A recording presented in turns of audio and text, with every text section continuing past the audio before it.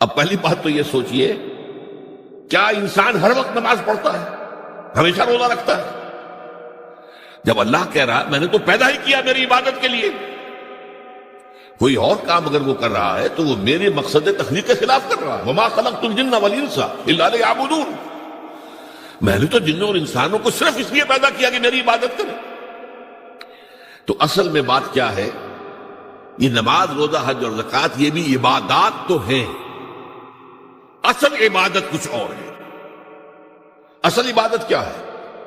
الحمدللہ وکفا والصلاة والسلام علی عبادہ الذین اصطفیٰ، خصوصاً علی افضلہم وخاتم النبیین محمد الامین وعلی آلہ وصحبہ اجمعین۔ اما بعد فاعوذ باللہ من الشیطان الرجیم، بسم اللہ الرحمن الرحیم۔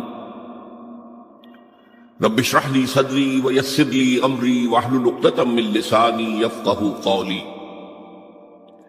اللہم ربنا الہمنا رشدنا واعذنا من شرور انفسنا، اللہم ارنا الحق حقا وارزقنا اتباعہ وارنا الباطل باطلا وارزقنا اجتنابہ، اللہم وفقنا لما تحب وترضى، آمین یا رب العالمین۔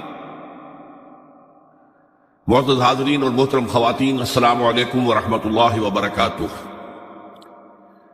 آپ کے علم میں ہے کہ میرا آج کی گفتگو کا عنوان ہے کلمہ طیبہ،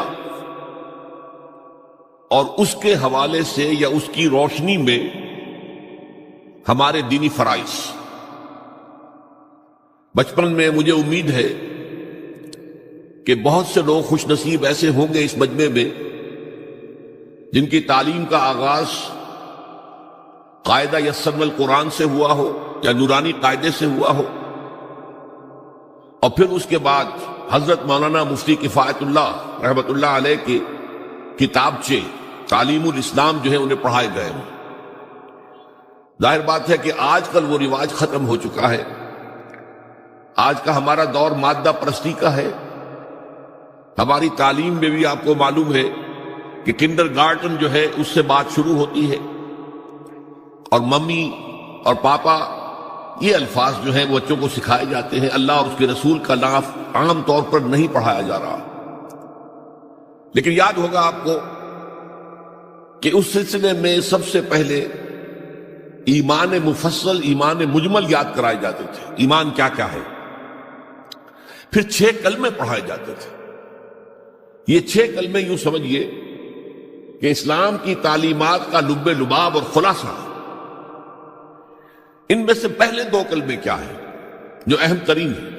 کلمہ طیبہ، لا الہ الا اللہ محمد الرسول اللہ صلی اللہ علیہ وسلم۔ یہ مختصر ترین کلمہ ہے، اسے ہم کلمہ طیبہ کہتے ہیں، اور یہ سمجھیے کہ ہمارے دین کی جڑ اور بنیاد اور اساس ہے۔ دوسرا کلمہ اسی میں لفظ شہادت کا اضافہ ہو کر اشہد ان لا الہ الا اللہ واشہد ان محمد الرسول اللہ صلی اللہ علیہ وسلم۔ یہ کلمہ شہادت جو ہے یہ اسلام میں داخلے کا شاہ درا ہے۔ شاہ درا، در کہتے ہیں دروازے کو، شاہ درا بہت بڑا دروازہ۔ جو لوگ دلی سے واقف ہیں انہیں یاد ہوگا، معلوم ہوگا کہ دلی جو ہے وہ جمنا ندی یا جمنا دریا کے مغرب میں واقع ہے، اور مشرق سے جو بھی آتا ہے یو پی سے، اس کو پہلے ایک قصبے سے گزرنا پڑتا ہے جس کے بعد پل آتا ہے جمنا کا، اور اس قصبے کا نام ہے شاہدرہ پل۔ اسی طرح کا شاہدرہ ایک لاہور میں ہے۔ لاہور جو ہے وہ راوی کے جنوب مشرقی کنارے پر ہے، آباد ہے شہر۔ اب جو بھی پشاور سے، سرحد سے، اسلام آباد سے، پورے پنجاب سے لوگ آتے ہیں تو انہیں لاہور میں داخل ہونے کے لیے دریائے راوی کراس کرنا ہوتا ہے، لہذا وہاں بھی ایک قصبہ ہے جس کا نام شاہدرہ ہے۔ شاہدرہ یہ بڑا در ہے کہ جس سے داخل ہو کر آپ دلی میں یا لاہور میں داخل ہوں گے۔ اسی طرح میں نے عرض کیا کہ اسلام میں داخلے کے لیے شاہدرہ جو ہے وہ ہے اشہد ان لا الہ الا اللہ واشہد ان محمد رسول اللہ صلی اللہ علیہ وسلم۔ آج میں انہی 2 کے حوالے سے آپ کے سامنے کچھ باتیں رکھ رہا ہوں۔ باتیں بالکل بنیادی ہیں، اور میں سمجھتا ہوں کہ آپ کے ذہنوں کے اندر موجود ہیں، صرف یہ ہے کہ آپ نے شاید زیادہ کبھی شعوری طور پر توجہ نہ دی ہو اور ان کے بارے میں کہیں گہرا غور و فکر نہ کیا ہو۔ دیکھیے پہلا جز کیا ہے؟ لا الہ الا اللہ، کلمہ توحید ہے یہ، اللہ کے سوا کوئی معبود نہیں۔ اب اس کا تقاضا کیا ہے؟ اور دوسرا جز ہے محمد الرسول اللہ صلی اللہ علیہ وسلم، اس کا تقاضا کیا ہے؟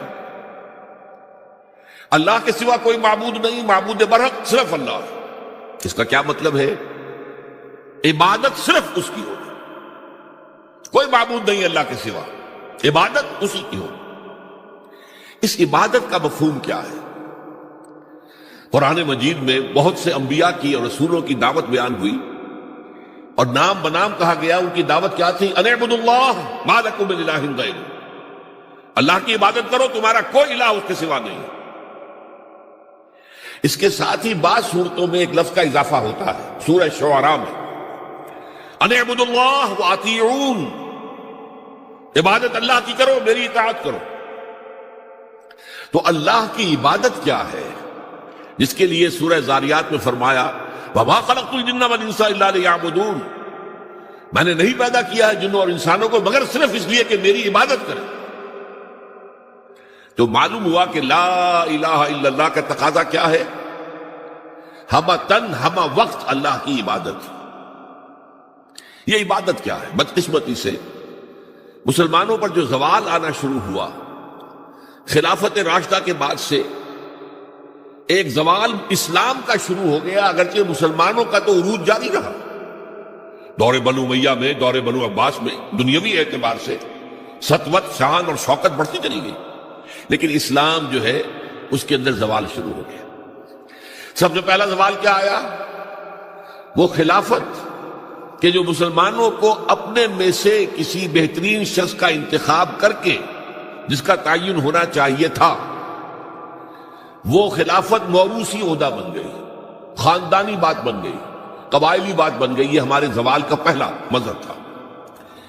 بہرحال اس کے بعد رفتہ رفتہ ہمارے تصورات بھی کچھ محدود ہوتے چلے گئے، ہوتے ہوتے بات یہاں تک پہنچی کہ عبادت کا مطلب ہے نماز، روزہ، حج اور زکوٰۃ۔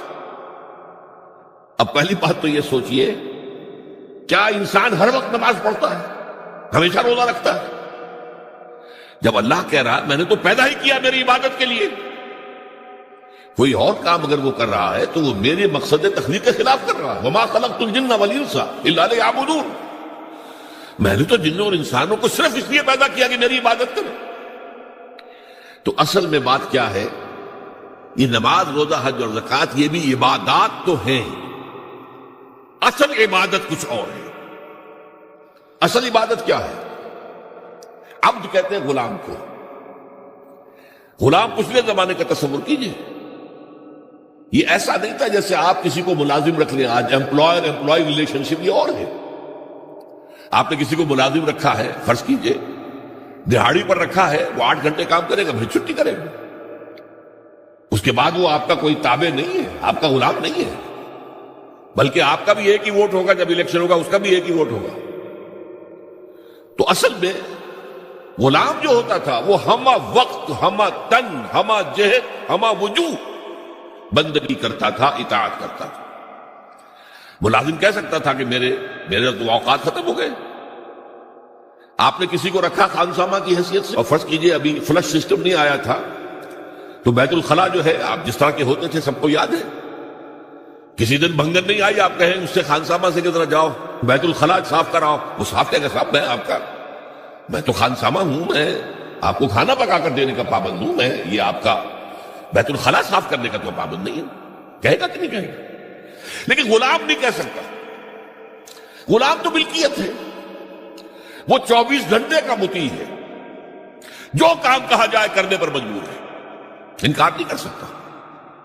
اور آپ کو معلوم ہو ایک اور بات ہونی چاہیے کہ غلام تو خود مملوک ہوتا ہے، اس کی ملکیت کوئی نہیں ہوتی۔ آقا نے کوئی اگر کوٹھڑی دے دی ہے کہ تم رات کو اس میں سو جایا کرو تو کیا وہ اس کوٹھڑی کا مالک ہو گئے؟ آقا نے کوئی چارپائی دے دی ہے اس پر سویا کرو تو کیا چارپائی کا مالک ہو گئے؟ نہیں، قطعاً نہیں، خود مملوک ہے۔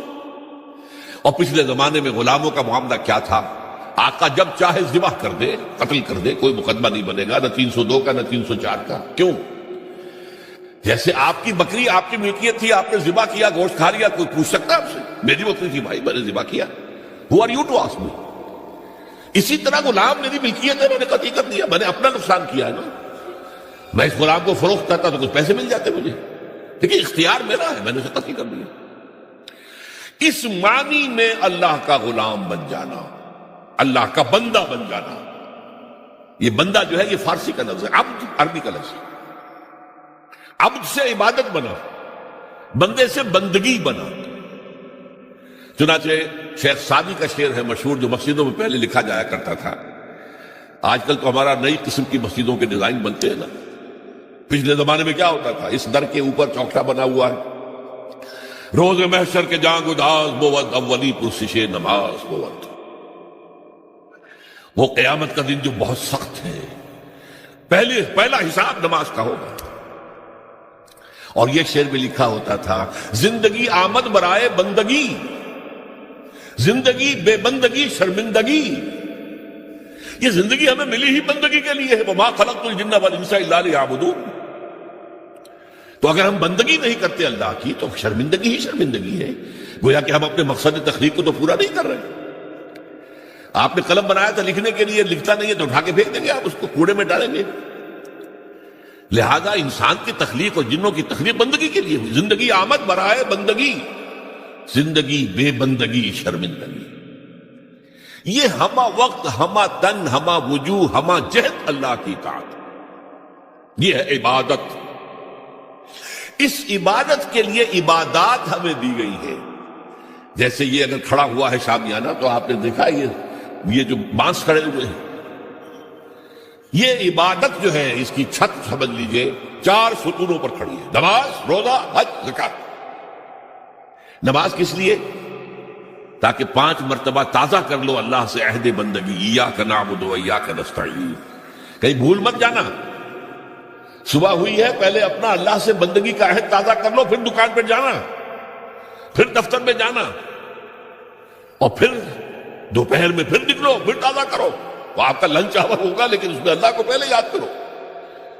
پھر جب بہت زیادہ ایکٹیویٹی کا ٹائم ہوتا ہے شام کا، پھر یاد کرو اللہ کو عصر کے وقت، پھر مغرب کے وقت، پھر رات کو عشاء۔ 5 دفعہ یاد کرو اقم الصلاۃ لذکری، کہ تمہیں یہ بات یاد رہے کہ ہم اللہ کے بندے ہیں اور ہمارا کام بندگی ہے، ہما تن، ہما وجوہ، ہما وقت اللہ کی عبادت۔ روزہ کیوں دیا؟ تاکہ نفس کے اندر جو شیطنت ہے، ان النفس لامارۃ بالسوء، اس نفس کو کنٹرول کرنے کی عادت ہو جائے۔ بھوک برداشت کرو، کسی وقت کھانے کو حلال چیز نہیں مل رہی تو بھوک برداشت کرو، فوراً کسی حرام شے کے اندر منہ نہ مار دو، تمہارے اندر عادت ہونی چاہیے۔ پیاس شدید لگی ہوئی ہے تو اگر کوئی صحیح مشروب نہیں ہے تو ایسا نہ کرو کہ کیا کریں، یہاں پر تو سوائے جو شراب کا کچھ ملتا ہی نہیں تو لوگ شراب ہی پیتے ہیں۔ اس کے لیے مشق کرانے کے لیے 30 دن صبح سے شام تک جائز مشروب بھی نہ پیو، جائز کھانا بھی نہ کھاؤ، تاکہ تمہارے اندر صلاحیت پیدا ہو جائے کہ باقی 11 مہینوں میں ناجائز سے تو بچو۔ یہ ہے عبادت کے ساتھ ان عبادات کا تعلق۔ ایک بڑی ہمارے اندر جو ہے نفس کی خواہش، دولت پرستی، اس کو نکالنے کے لیے صدقہ، خیرات، انفاق، خرچ کرو، تاکہ یہ دولت کی محبت دل میں سے کھرچی جائے۔